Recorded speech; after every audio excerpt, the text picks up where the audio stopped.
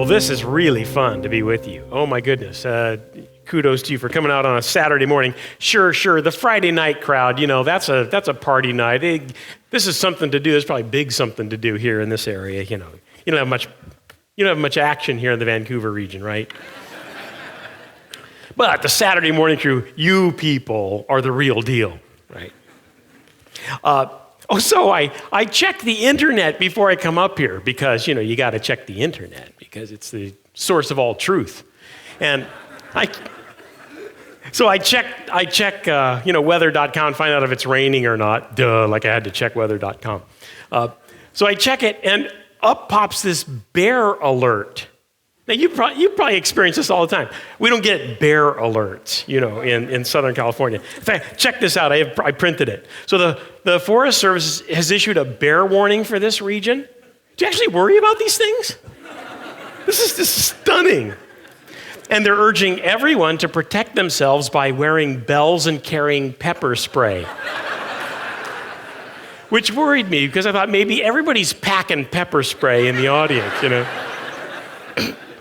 This campers and hikers should be alert for signs of fresh bear activity. And they should be able to tell the difference between black bear dung and grizzly bear dung. Another area of expertise for you, right? Stunning. In fact, they actually help you out. They go, black bear dung is rather small and round. Sometimes you can see fruit seeds and or squirrel fur in it.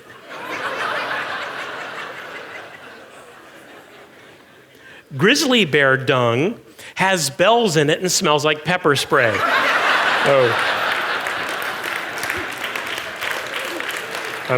I'm just saying.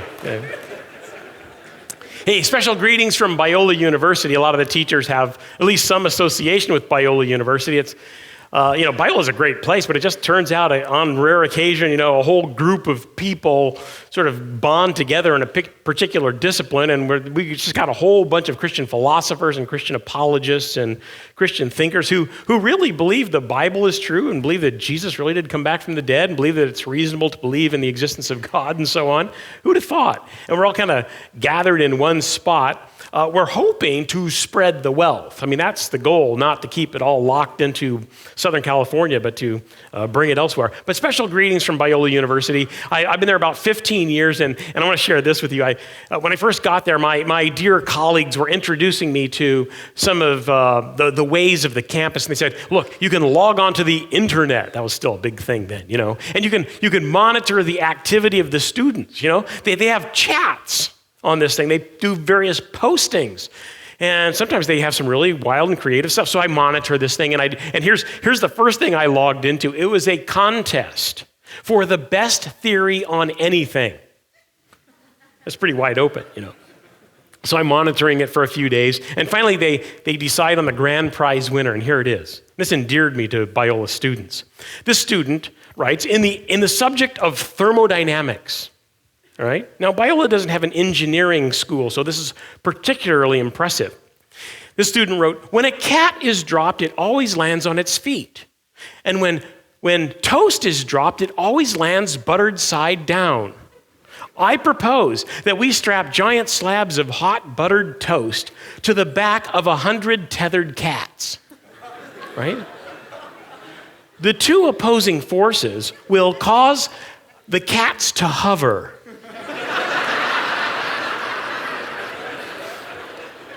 Spinning just inches above the ground. Using a giant buttered toast cat array, a high-speed monorail could easily link Los Angeles and Palm Springs, cutting hours off of our travel time during spring break, Okay, we don't have an engineering program, but we have an amazing creative writing program. So that's good. Well, a quick couple of commercials. If you've been prowling around the table, I don't know if anybody's introduced you to some of the materials out there, but a couple of wonderful pieces. I just got acquainted with this book by Chris Price and John Morrison on questions. They've really collected all the questions that people ask on a regular basis and decided to write some pithy, succinct, intelligent, and accessible answers to those. So check out this book. It really is hot off the press. And this one might actually be hotter off the press. Think and Live. This is a book of of edited transcripts from sizzling radio programs by the Apologetics.com folks who will be teaching in some of the breakouts, right? And Andy Steiger himself is one of them. So check this book out. I think you'll really enjoy this. There's a couple of books to look at. A DVD at the Biola table called Does God Exist? This is William Lane Craig, who's probably the finest evangelical Christian debater on the planet right now, debating Christopher Hitchens, all right? Now, the atheist blogs after the debate, which took place about a year and a half ago on the Biola campus, they said, this is the atheist blogs. Christopher Hitchens, you know him, the very, very loudmouth atheist and very clever fellow, was spanked like an errant school child at Biola University. In my view, this was kind of like the turning point of the new atheist movement when Bill Craig took on Christopher Hitchens at Biola University. I only have a few more left on the table, so rush out. Those of you who are faster and stronger will prove some Darwinian principles this morning, right? And one last book. This is a book called 5 Sacred Crossings. Thank you. Some of you have already read it and told me you enjoyed it. Thanks so much. This has been a blast. This is a book I wrote. I've written lots of stuff. Those academic tomes that only libraries buy. And then not only do they put them in the library, but they put them in the darkest and dankest part of the library so that nobody actually reads them. So I thought, I'm going to try something different. I'm going to write a novel that incorporates all of my most important points when I give popular lectures. And so I did that. It's called 5 Sacred Crossings, and people actually read it. Who'd have thought, We academic folks write and stuff that people actually read, I mean, everywhere from community college professors to grandmothers who've never opened an apologetics text, and they've really enjoyed it. So, again, not a lot of them out there, but if we do run out, go to, Amazon.com, and you can buy a boatload of them. One last commercial. You've heard it said about Biola University and our Master of Arts degree programs in Christian apologetics. We got a first-ranked distance learning master's program. And the dirty little secret in our department is we think our distance learning program is actually better than our on-campus program. So if you've been thinking about doing such a thing, no need to relocate to Southern California, although it's going to be 80 degrees there today. So you might want to consider it. I don't know. Just saying. So we have this wonderful Master of Arts degree. We have the finest faculty in the world on these topics. And if you want to just get a glimpse of what it's like, pick up this little card, go to our website and check it out. Those of you who have a background in science, we have a first-ranked master's degree in science and religion. It's really something. It's becoming very popular, and it's also offered as a modular distance learning program. So it's the blue card out on the table.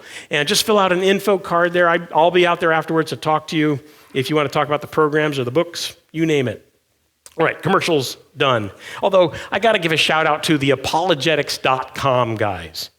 Harry Edwards, Andy Steiger, Mikhail Del Rosario. You're going to be hearing from some of them at the breakout sessions, but they do marvelous work day in and day out. And if you want to support a great apologetics organization, Apologetics.com, they're really doing the hard work. So check out their website, and you'll really see what they're doing. And have we given a big round of applause to Andy Steiger, Nancy Steiger, and John Morrison yet? I know they got a whole team doing this, but thank you so much for all the hard work you've done putting this together. And hey, Jojo Ruba, are you out here? Jojo? There he is, way back there. If you want to know the apologetics guys in neighboring provinces, you got to know Jojo Ruba. In fact, I think we all ought to band together to really make a stink in Canada. Those who have started these kinds of works in other provinces and regions, we ought to get together and really do it big, because I think it's amazing. You just bring this fresh perspective to people. A whole bunch of Christians who actually know what they're talking about and can present it in winsome and attractive ways. It can actually change the landscape. It is great fun. A little bit more fun than we should be allowed to have. All right, on to the topic. So I did my doctoral work in religious studies at the University of California. That's not the place usually to go to strengthen your Christian faith, right? It's not usually the place you go. Strangely, my faith was strengthened. Strangely. But I got a chance in doing this degree program to study, all of the great world religious traditions from stem to stern with great scholars in these traditions, with devotees on the ground and so on. Buddhism, Hinduism, Islam, Native American traditions, Mormonism, you name it. I got a chance to really dig into it. And I must say, it ended up strengthening my Christian faith because it showed me that Christianity stands apart in dramatic fashion. In fact, that's the nature of my book, Five Sacred Crossings. It shows how Christianity stands apart, but it does it in a clever way, I think. But Christianity stands apart. Now, in the book, I actually outline 5 reasons, 5 sacred crossings, 5 reasons that Christianity stands apart. But let me give you just one this morning to sort of ground what I'm going to talk about in terms of the resurrection. Christianity stands apart from the other great religious traditions because it's testable. It's testable. For realsies, right? It's an academic term. It's testable. You can offer evidence for it, and you can offer evidence against it, and the evidence means something, right? You're thinking, well, can't other religions do that? No, not really. Sometimes they sound like they can do that. Sometimes you'll be talking with a Muslim or a Mormon or something, and it'll sound like they're making some sort of historical case, but when you push a little back or you make a counter argument, suddenly it becomes and you've probably seen it with Mormon missionaries, for instance. They'll take a step back and say, well, okay, you're making some good points there, but you have to understand something. Really, the truth of this lies in my heart. I prayed about it and I had a feeling that it was true. So at that point, the evidence doesn't matter anymore. And I've seen this with almost every religious tradition. But in Christianity, although we do the same thing, we're not supposed to. You see, in fact, the text to look at here is 1 Corinthians chapter 15, and you've heard this referred to. 1 Corinthians chapter 15, the Apostle Paul says something that I think is one of the strangest passages in all of religious literature. You don't find something like this in the Bhagavad Gita or the Buddhist Tripitaka or the Book of Mormon or the Quran. It comes from 1 Corinthians chapter 15. And the Apostle Paul says it twice in this chapter. If you look through verses like 12 through 19, the Apostle says, if Jesus did not come back from the dead, our faith is worthless. If Jesus did not come back from the dead, our faith is empty. It's of no effect. That automatically makes Christianity testable because you can dig into the issue of the resurrection and determine whether it's reasonable to believe it or not. And if it's not, according to the Apostle Paul, one of the most prolific writers in the New Testament, a purported eyewitness to the resurrected Jesus, if Jesus did not come back from the dead, we need to go do something else. I mean, you look like a nice bunch. Really, you do. I mean, we could continue to gather on Sunday mornings, which is the traditional day of resurrection. That's why we meet on Sunday mornings. But let's not meet in the name of the risen Jesus. I mean, we can call it a breakfast club. You can bring in waffle irons, and during strawberry season, we can bring in whipped cream, and it'll be great fun. Or we can all go to the golf course. There's all kinds of strange religious rituals that go on there, Whoever is furthest from the putt or furthest from the cup putts first, and there's even a kind of communion at the 19th hole, where people drink beer and eat pretzels and so on. But let's not pretend, according to the Apostle Paul. 1 Corinthians 15, one of the strangest passages in all of religious literature. Christianity is testable. Well, this idea actually unnerves people a good deal. So I went to a lecture from one of my old teachers. This must have been 20 years ago now. It was at a state university in Southern California, and they were having a big, very secular religion and philosophy conference. And some of the biggest names in religion and philosophy, and this is not an evangelical Christian gathering, folks. So they get together, and the plenary address given on Friday evening is by a guy named John Warwick Montgomery. He's a guy I studied under for a period of time. A brilliant guy. He's one of those guys with more degrees than a thermometer, And He's giving a talk, and I remember the title was The Quest for Absolutes, a Sherlockian Inquiry. Now, that'd make you rush out on a Friday night, wouldn't it? Yeah. Well, a bunch of academics with nothing to do, That was actually a hot ticket. So the room is a pretty big chemistry lecture hall. It was filled, to capacity, standing room only. In fact, there's a big periodic table of the elements on the wall. It's very collegiate. It had those little desks that fold up and over, Room was jammed, standing room only. And Montgomery gets up there and he opens his briefcase after they introduce him and he pulls out some papers and he blows on them and dust flies off, This is all part of the drama. You see, he was doing a paper as if it were a long-lost manuscript written by Sir Arthur Conan Doyle, the writer of the Sherlock Holmes mystery stories. And Montgomery knows something about Sherlock Holmes. He was like the president of the Sherlock Holmes Society in London for years, So he really knew what he was talking about. So he reads this paper about Sherlock and Watson investigating religious claims. Well, you know how Sherlock and Watson would approach that. Only with the evidence, very careful reasoning from point 1 to point 2 to point 3, never straying from the evidence, always thinking clearly. I mean, that sounds like the way to go, right? Well, it unnerved everybody in the room. Because, in fact, there was a guy, I got there early, I was sitting in an aisle seat. And right across the aisle was a guy who is a tall, fair-skinned fellow. And I remember during Montgomery's presentation, his earlobes were turning several shades of deep purple and twitching. And so they finished the lecture and they call for questions. This guy doesn't even wait, He leaps to his feet. He forgot to fold back that little desk, though. So to this day, we don't know the actual pitch of his voice. He's shaking and he's twitching.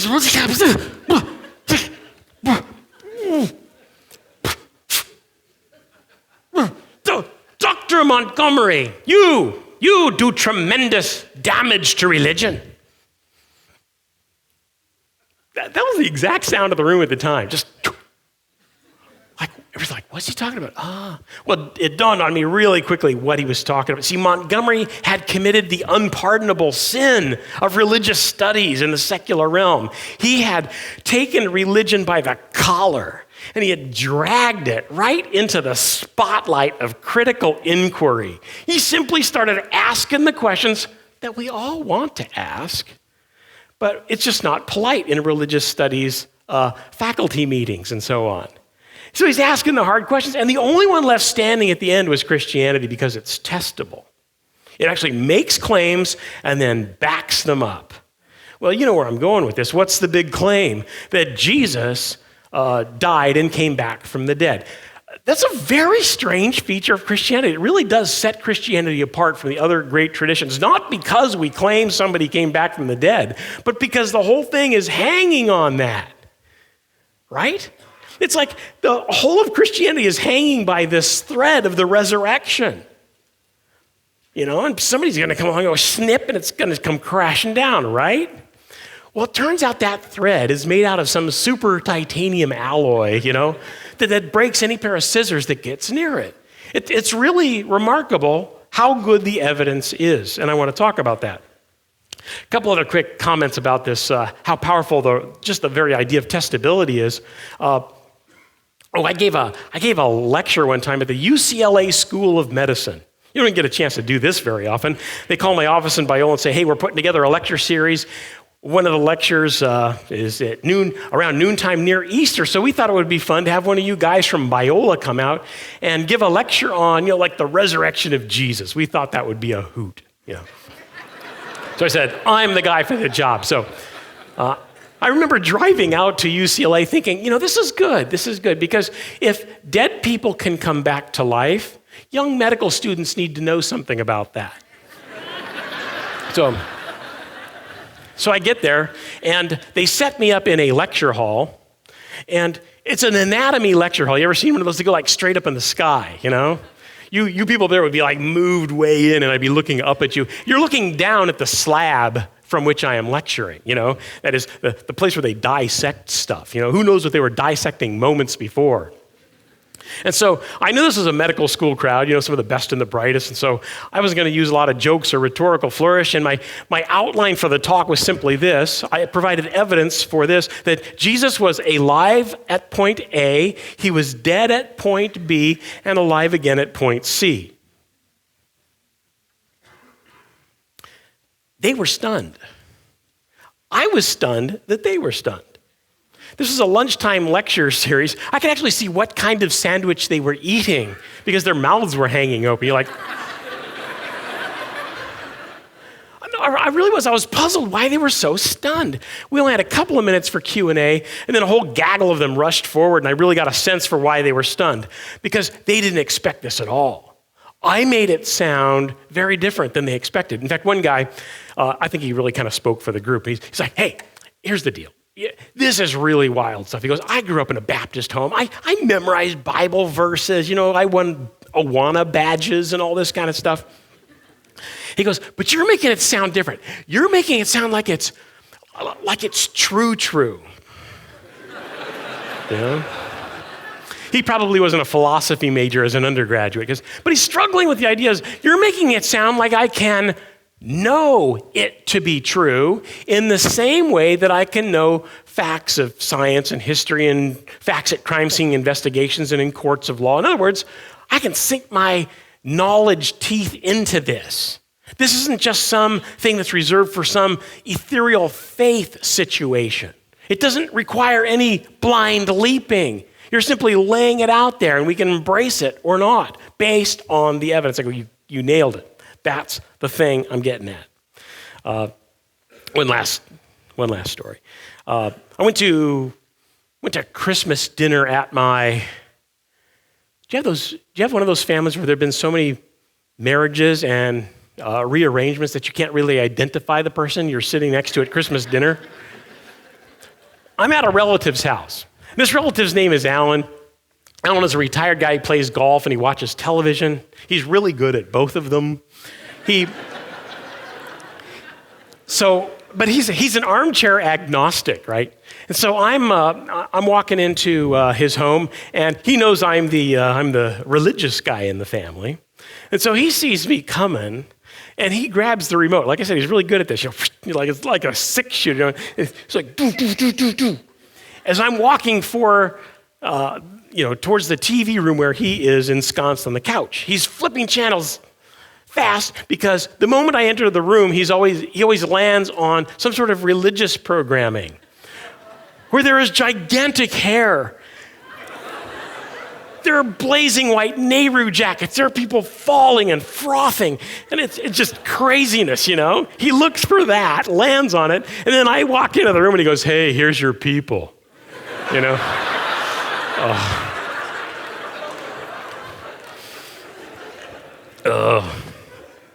So one time he does it, he sees me coming, he grabs the remote, and it's like, do, do, do, do. He didn't get very far. He's looking, they're doing some sort of documentary on the life of Jesus, and it's actually pretty good. So he starts watching it, and I start watching it, we both sit down, and it's actually really cool. They're showing 3D models of ancient Jerusalem based on, careful modeling and measurements. They're showing what Jesus might have looked like based on these skeletal features of ancient Semitic men and so on. Fascinating stuff. But if it's a biography of Jesus, eventually they're going to get to his death, right? And they get there. You know how these documentary goes? A screen comes up and it says, the death of Jesus. And it disappears. And then they interview scholars in front of books, or out in the quad, It's funny because they were interviewing people, and I knew almost everybody they were interviewing just in the circles I hang out in. But these were not conservative scholars. These were mostly liberal scholars who don't believe Jesus came back from the dead, but they have something to say about the sources and about, they have lots of opinions about this. There were a couple of conservatives thrown into the mix, which I was very happy about. I mean, you don't see that very often. So in terms of the death of Jesus, this was strange because it didn't matter whether they were liberal, radical, conservative, or what. Across the board, every scholar that they interviewed affirmed, oh yeah, take it to the bank, done deal, knowable history, chisel it in stone in the history books. Jesus was a real historical figure, and he was killed by a Roman crucifixion team in first century Jerusalem. knowable history. Wow. I'm like, this is good. Then they get to the next segment. You know what's coming up. The resurrection. Then they interview the exact same scholars in front of the same books throughout the same quad. And except for the couple of conservatives, everybody was saying something like this. Well, who can know what happened so long, long ago in those tumultuous times?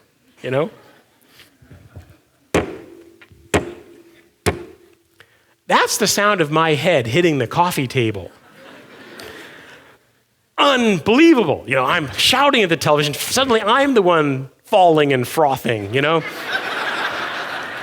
I'm hollering at Alan, he's got the remote looking at me kind of strange. I go, can you believe what they just did? The exact same body of evidence that led them all to believe that the death of Jesus by crucifixion was knowable history is one page over the exact same body of evidence that says he came back from the dead in his own body on the third day. This is no longer about evidence. This is about the fact that they are not willing to entertain the fact that a miracle might really have happened. So you can see. But that's what we're up against. Do miracles happen? Did this one happen? Most people, when they encounter any kind of talk about the resurrection, dismiss it very quickly because of the issue of miracles. They simply don't believe that supernatural events can happen. And by the way, I think we need to be careful with claims of miracles. We need to be careful with the word miracle, the miracle of childbirth. In some ways, in a personal response, it's miraculous. But philosophically, it's not really a miracle, But somebody who is dead for 3 days coming back to life, that would be a legitimate miracle. The question is there good reason to believe that that happened? Right?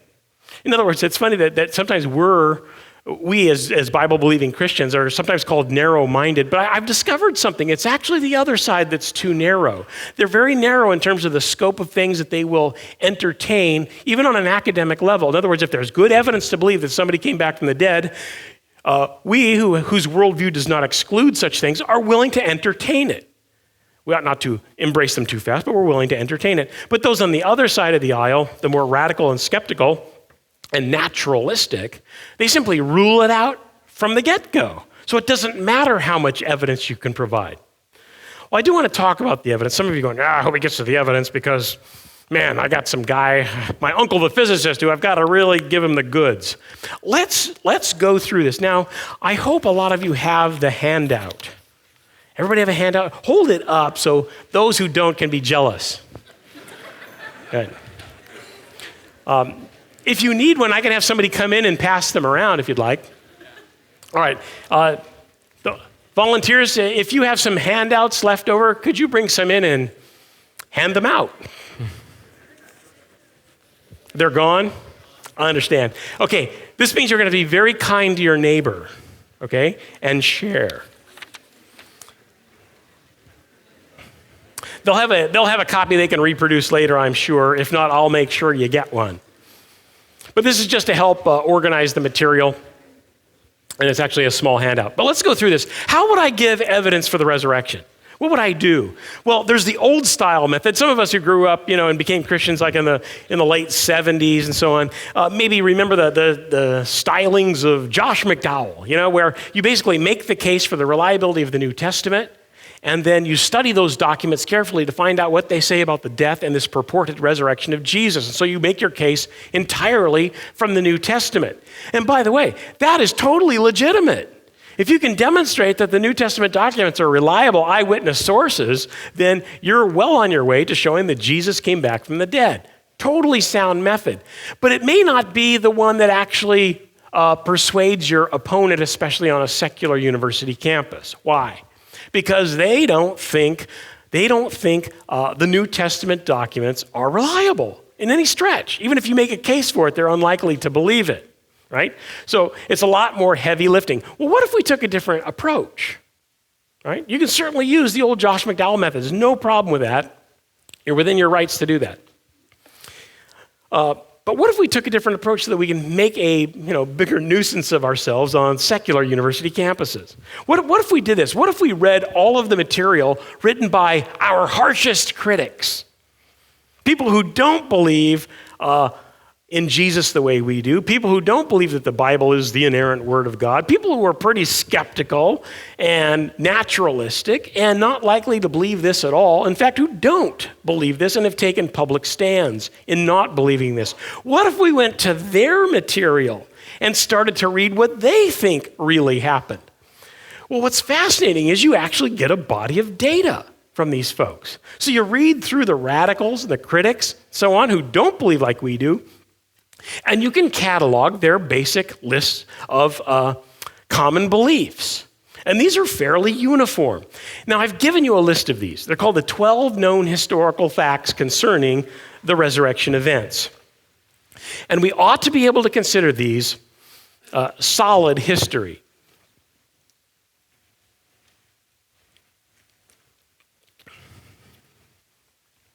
There are some new handouts beginning to circulate, so if you raise your hand, you'll be one of the lucky few.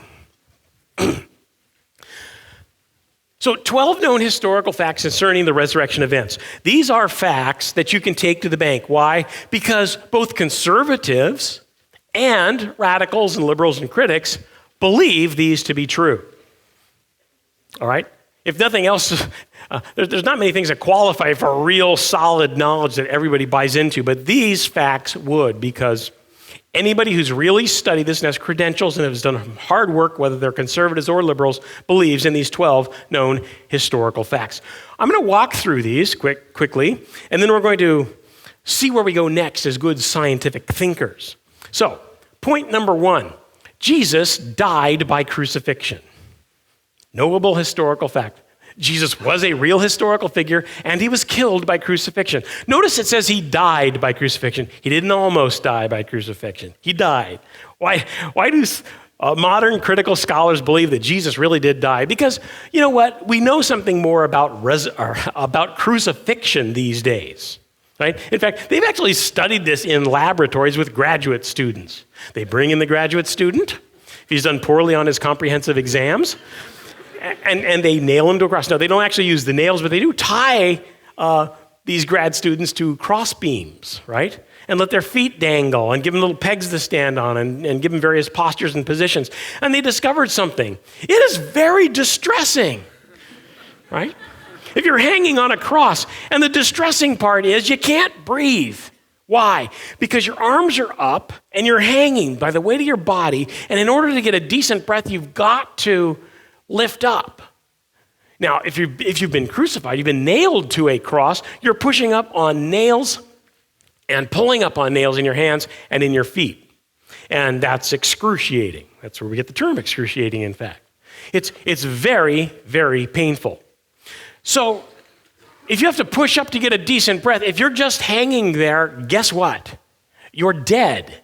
You're not getting proper air exchange, and people who are crucified, they don't really die by bleeding and so on, unless they've been beaten to a pulp ahead of time. They died by asphyxiation. So through this kind of evidence, even critical scholars believe that Jesus died by crucifixion. Second fact, Jesus was buried. Now notice that's not saying much. These are called minimal facts. You don't really unpack them a great deal, otherwise scholars start falling off. But everybody agrees there was a burial in the story. In fact, I think you might be able to expand fact number 2 to give a little bit more meat to it. Critical scholars are really coming around to the fact that it was the tomb of Joseph of Arimathea. And I won't get into all the reasons for that. Don't have time this morning, but that's growing in popularity. It's not made the list yet, but Jesus was buried. You can take that part to the bank. Number 3, Jesus' death caused the disciples to despair and lose hope, believing that his life was ended. Knowable history. Number 4, the tomb was discovered to be empty just a few days later. The empty tomb.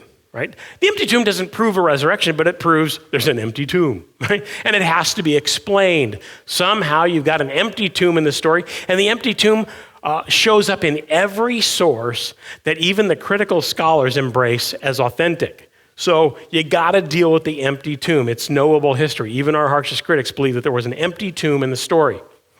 Number 5, Jesus had experiences which the disciples had experiences which they believed were literal appearances of the risen Jesus.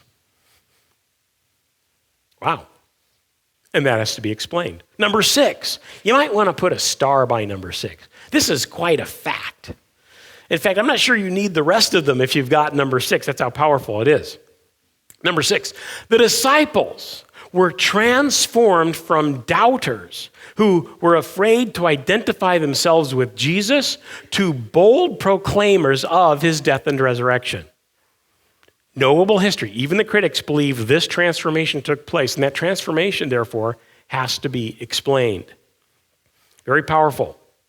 And by the way, we know that many of the disciples went on to their deaths proclaiming this.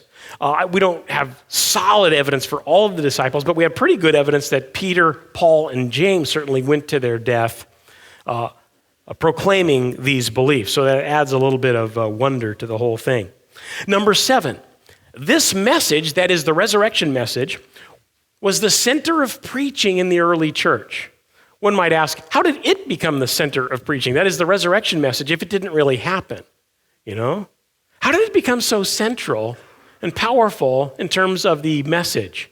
I mean, why not? There's so many other things to choose from in the life of Jesus. Love God with all your mind, the Sermon on the Mount, all kinds of things, all of his parables. He could have picked something to become the real cornerstone and center point of preaching, but they picked the resurrection. Why? Well, in my view, it's because it really happened, But that's the question that has to be answered. How did that become the center of preaching? Number 8, the resurrection message was especially proclaimed in Jerusalem, where Jesus died and was buried shortly before. That fact gives a geographical placement to all of this. And it's problematic because if the resurrection idea is a myth or a legend, then really it should have had a better chance of evolving or ramping up in a different region because there were people who could have pulled the plug on this whole operation in Jerusalem. In other words, if it's a myth or if it's a legend, you'd expect it to arise in Antioch or Alexandria or Corinth or Rome or someplace, not in Jerusalem in the lifetime of the people who were witnesses. So that's got to be explained. Number 9, as a result of the preaching of the resurrection, the church was born and grew. Explaining the birth and growth of Christianity is very difficult. Everything was set against this. Everything. I mean, very different than Islam. Islam was a religion that moved forward at the edge of a sword. I mean, if you had enough guys who with swords on your team, you could actually move into the next region and conquer it for Islam. That's not the way Christianity worked. It was a religion of persuasion. What got these guys out there so wild-eyed to present this gospel no matter what it meant to their livelihoods or their well-being? That's a question that has to be answered. What got the church going and what caused it to grow? One answer, of course, would be, this guy came back from the dead. Don't you understand? That is a game changer, right?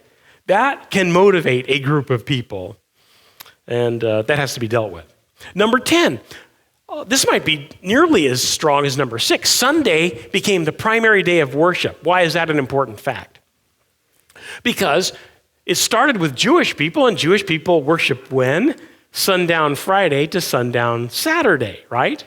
The traditional Jewish Sabbath. How do you get a bunch of Jews to suddenly shift and start worshiping on a Sunday morning? Something huge had to have happened in their midst to shake them so much that they would, overturn thousands of years of tradition to start worshiping Jesus. And they started meeting on Sunday morning because that was the traditional time of resurrection.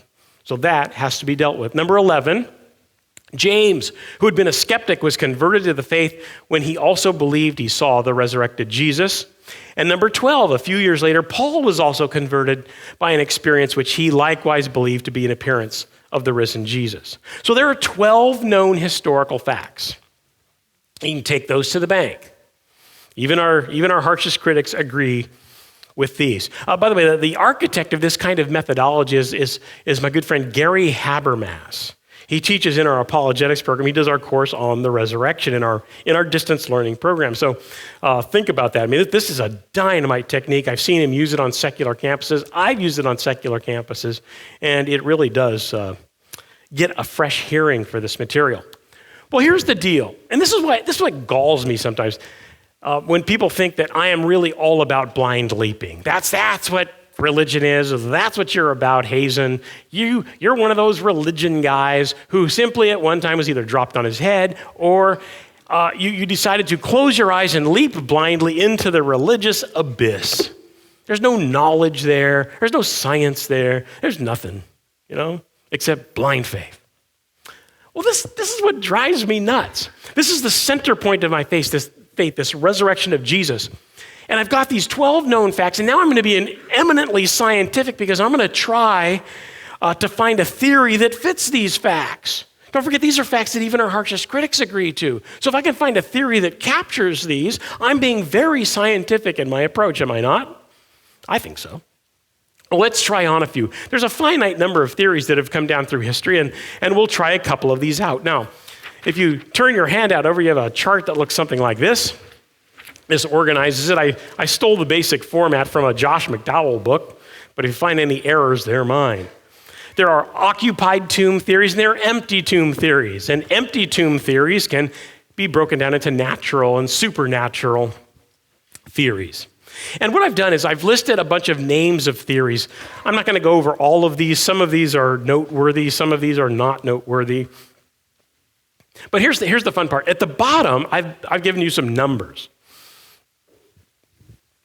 These numbers correspond to the 12 known historical facts. And these numbers correspond to the known historical facts that do not fit the theory. So we're really looking for a theory that says none. We're looking for a theory that says we've dealt with all the known historical facts in this particular theory. Let's try a few of these on for size. Let's start at the far left, the unknown tomb theory. The unknown tomb theory says, the body of Jesus was buried in a common pit grave unknown to his disciples. Therefore, the resurrection account arose out of the ignorance as to the whereabouts of the body. That's not grabbing any of you. That's actually a theory from France in the late 1800s, so there you go. I know you're a francophone country, but nonetheless, that doesn't warm my heart. But more importantly, it misses on data points numbers 4 through 12. It hits the fact that Jesus died by crucifixion, that he was buried in some general way, thrown into a common pit grave, that his disciples were despairing, had lost hope.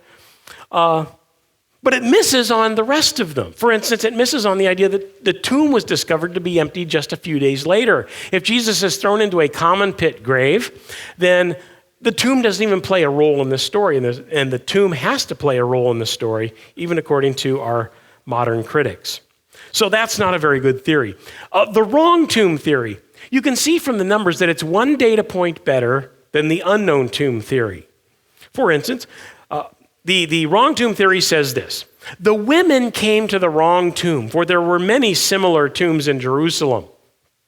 They found an open tomb and a young man who denied that this was Jesus' tomb. The frightened women mistakenly identified the man as an angel and fled. All right, that's a theory.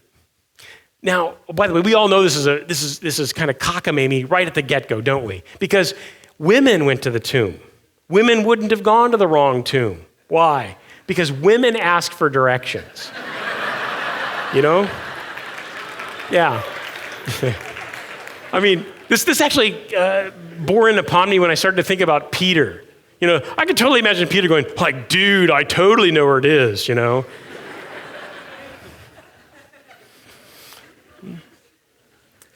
So the wrong tomb theory misses on data points 5 through 12, but it's one data point better than the unknown tomb theory. It at least solved the problem of the empty tomb, right? Jesus was buried around the corner in another tomb. They went to the wrong one, and voila, you've got an explanation for that. But it's fairly miserable on the rest of the data points. Well, let's move over to the next one. As you can see, this is a doozy. It misses on all 12 facts. Yet here's the thing, this legend theory is by far the most popular theory. This is the theory that uncle, the physicist of yours, is going to present to you at your Thanksgiving dinner table and so on. Ugh. And the legend theory simply says that the resurrection was a fabrication that evolved over a lengthy period to vindicate a leader long since dead. It's a legend. It's like Paul Bunyan and Babe the Blue Ox, for goodness sake. You know that stuff.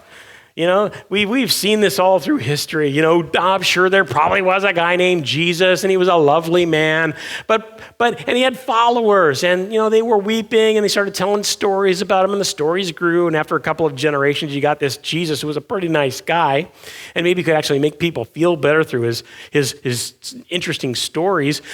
By a couple of generations, he's walking on water, he's multiplying loaves and fishes, and he's coming back from the dead. You know how that stuff goes. Problem is, it misses on all 12 data points, for goodness sakes. I think it's very important if people bring up the legend theory, like, oh, that's kind of all legendary. Say, you know what, that does not add up. There are even critical scholars would not accept that for a second, because there is some known historical data to work with. So the legend theory's out. The twin theory. Now, this isn't bad. It only misses on 2 data points, right? Numbers 4 and 11. The twin theory says this: Jesus died and was buried. But soon thereafter, his long-lost identical twin brother emerges on the scene and is worshipped as the risen Christ. Not bad. Pretty clever. I've got twin boys. This is plausible, Now, I'm saying that the twin theory misses on data points number 4 and 11. Number 4 is a very important one.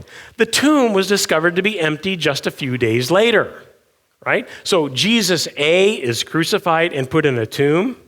Jesus B appears on the scene. Where's Jesus A? Still in the tomb, right? So if anybody had any doubts about Jesus B, they could at least go check the tomb. Half the people in this room would be inclined to do that because we're talking about our resurrection here. You'd be inclined to check it out. Or at least run down to make the empty tomb a shrine or something, Something like that. It also misses on data point number 11. James, who had been a skeptic, was converted to the faith when he also believed he saw the resurrected Jesus. Why would this be a problem? Because James was his brother. What do you think, Mary didn't tell him there were twins? My wife had twins. Man, it doesn't matter if there's cattle lowing and wise men wandering around and angels and so on. She would have remembered there were 2 babies in there. She wouldn't have forgotten that. And you also have to have the explanation of how one just suddenly was, carried off by wolves or something? I don't know. It would certainly change the Christmas plays that our children are in. So you've got James here. Now, think about this. This actually relates to point number 4. So Jesus A is on the scene. He's crucified and he's put in the tomb. Then Jesus B appears on the scene. All right? Picture this, kind of like a conversation between Jesus and James. James is looking him over. He goes, that's weird. He goes, he's thinking to himself, how come this Jesus has a farmer's tan and the other Jesus, the old Jesus had a carpenter's tan. What's that about? Let's just say James had some skepticism because maybe Jesus B was speaking with a different dialect because he was raised in another region or something, So James is skeptical, and he could have pulled one of these stunts. Hey, Jesus. James, good to see you. Jesus, hey, remember Dad? Oh yeah, remember Dad. Remember when Dad used to eat spaghetti? He'd get one of those long strands all covered with sauce, and he'd start sucking on it, and it would start flipping like a airplane propeller, and get sauce all over us and him and everything else. And Jesus goes, oh yeah, that was so funny. And James goes, gotcha. Dad hated spaghetti. This just shows that James was in a position to find out what was really going on, And of course, this all begs the question of Jesus A still being in the tomb, based on these known historical facts. So the twin theory is clever, but it really doesn't do much good. There's the hallucination theory. You can use your imagination on that. There's the existential resurrection, which basically says Jesus didn't come back from the grave. He rose in my heart. It's all about what goes on inside of me, That's not going anywhere. There's a spiritual resurrection. Jesus rose in spirit only. The disciples stole the body. That's literally the oldest one in the book. You can read refutations of that one everywhere. It misses on many data points, though. The authorities hid the body. That never made sense to anybody. But here's one called the Swoon Theory. This isn't bad. Only misses on 2 data points, right? The Swoon Theory says this. Jesus did not die on the cross. He fainted from exhaustion. The cold temperature and the spices revived him. Now, this theory misses on data point number 1, which we've already talked a little bit about. Jesus died by crucifixion. That's why this is not popular in academic circles. Even the most critical scholars don't think that this theory is sound, but it'll be back. Guaranteed, it'll be back. So it misses on data point number 1. It also misses on data point number 6, interestingly, that the disciples were transformed from doubters to bold proclaimers of the resurrection. Why is that an issue? Well, think about it. So Jesus is crucified, and he appears to be dead. His breathing is so shallow and his pulse so imperceptible. They think he's dead. They bring him down from the cross. They start to wrap him in spiced linens, and they put him in the cool of the tomb. Now, the spiced linens act like a kind of smelling salt, right? And he wakes up. There he is. Oh my goodness. So Jesus, now stay with me. This gets totally implausible, but we have to carry this to the bitter end, So Jesus is in the cool of the tomb. He's been revived by the spices. And in his weakened condition, he's able to unwrap enough of these, weighty bandages to get loose. And then he either tunnels out or moves the stone, right? Now, once he's out, he either sneaks past or overpowers the guard, right? Now, he walks into Jerusalem. Of course, I picture him in bandages, so he does a mummy walk, And he makes his way into Jerusalem, and he's looking for his band of merry men and women. And he's a male, so he doesn't ask for directions, so he makes a couple of wrong turns. And then he finally gets there. Now, he's been through a flogging and a crucifixion, so he's in terrible shape. So he makes it to their door, and he's knocking very weakly, And he's starting to slide down the door. They open the little hatch. They don't see him. He knocks again. And by this time, he's completely in a heap. They open the door, and there he is in a pool, Jesus. You see the problem here? At that point, you say, he is risen indeed. Glory, hallelujah. No. You pick him up and you go, quick, everybody, let's get him down to Jerusalem General Hospital, for a period of treatment. That's what you do. So that's why the Swoon Theory, although it misses only on 2 data points, they're doozies and it's out of favor. So you're left with 2. Jesus was an alien, or he came back bodily from the dead. Jesus was an alien. So it's your choice. You probably want a little bit of comment on the Jesus was an alien business. I wish I had more time for this, but here it is. So I went to one of these whole earth expos or new age fairs or something, and there were these guys at a booth. And they were just all over the idea that extraterrestrials are responsible for most of what goes on planet Earth that's mysterious. And one of those was the resurrection of Jesus. So I engaged these guys in a conversation, and it was so fascinating. I spent a good deal of time with them. And by the time I was done chatting with them, I was agreeing with them. Because they had the most bizarre explanations. Okay, you have to understand something, Hazen. See, there's this cloaked mothership around Earth. They'd watched way too much Star Trek,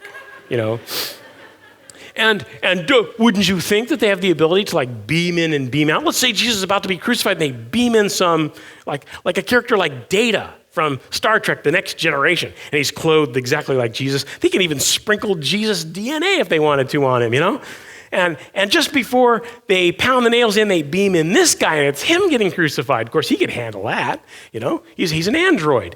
And they put him on the cross, and at some point they send down a signal to turn him off, They take him down. He's a little bit heavier than they expected because he's made out of metal or something. They put him in the tomb, and they send down another signal to reboot him, You can see why I hung around the booth for a while. This is way entertaining. So they're making this case that, given all of these like alien technologies, this can all be explained. I'm like, you've got to be kidding. But then it dawned on me, wait a minute, I think you guys are right. And they're like, what? I don't think they were getting much of that. Yeah, I think you're onto something here. Now, I wouldn't characterize it the same way that you are. I wouldn't say that Jesus is like a space alien, like a spaceman. You guys have been watching way too much Star Trek, I said. But he is an alien in this respect. He's not calling on the mothership for special powers. He's calling on the Father. That's the real explanation that fits the entire picture. So you guys are missing a couple of pieces and a couple of screws maybe too. You're missing a couple of pieces. But yes, Jesus was indeed an alien, not of this world, calling upon the Father for dramatic results. Well, at that point, this idea shifts over to the supernatural column. You see, Jesus was alive at point A, dead at point B, and alive again at point C. And the historical record is quite compelling on that issue. So compelling that if we catalog the facts of the case, even taking those from our harshest critics, we get a resurrection in the package. Okay, does this prove beyond a shadow of a doubt? Maybe. Does this prove in some sort of mathematical way? No, nothing does like that. But do we have excellent reason to believe that Jesus came back from the dead? Yes. This, in my view, annihilates this notion, this charge against us of blind faith and blind leaping. We can know this happened. I can claim to know it happened because I have excellent reason to believe it.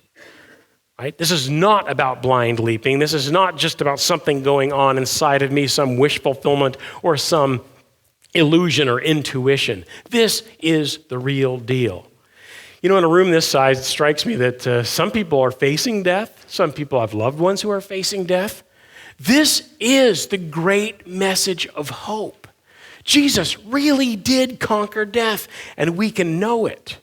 And we will one day follow him. He was the first fruits from among the dead, coming back to live forever, and we will one day follow him. He has left a tremendous trail of evidence back through history, testifying about this amazing event that's central to our belief and central to the hope of humankind.